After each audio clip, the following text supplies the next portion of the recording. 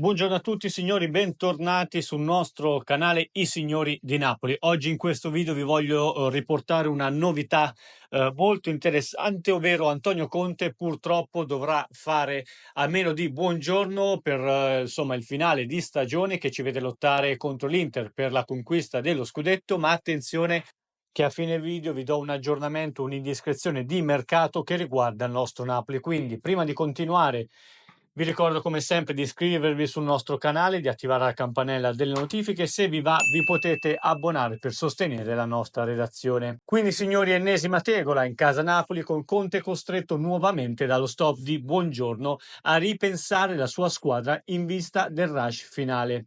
Infatti, signori, dovete sapere che senza Buongiorno è possibile che Conte possa ripristinare l'idea provata alla vigilia del Toro.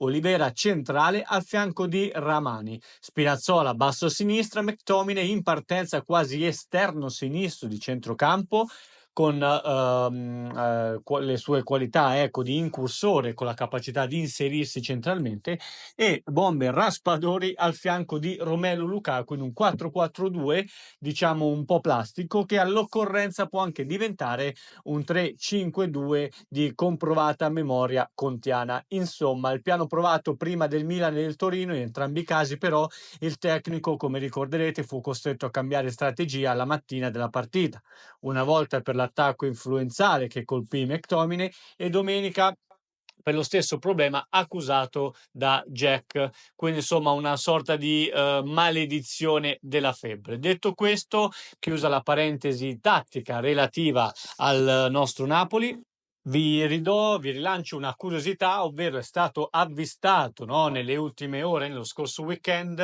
nella nostra città, Middestadt, terzino dello Stoccarda e della Germania. Infatti il giocatore ha trascorso qualche giorno in visita alla città napoletana, ha anche assistito alla partita con la moglie Lea. Attenzione perché, come vi avevamo raccontato in qualche video passato, al Napoli Maximilian Mittelstadt, terzino dello Stoccarda, piace e come. Sarebbe un rinforzo perfetto per il nostro Napoli in vista della prossima stagione, considerando anche sia le qualità tattiche del giocatore ma anche l'esperienza. Ricordiamo che Maximilian Mittelstadt è un nazionale tedesco, quindi anche la moglie poi tra l'altro sui social ha commentato scrivendo su Instagram: Napoli un pezzo di casa, un pezzo di cuore, quindi assolutamente una città che ha colpito nel segno la famiglia di Maximilian. Detto questo, ditemi cosa ne pensate su questo nuovo 4-4-2 con il quale cercheremo di portare a casa lo scudetto, e cosa ne pensate di Maximilian Mittelstadt, se secondo voi è un giocatore giusto per il nostro Napoli. Grazie per essere stati con noi.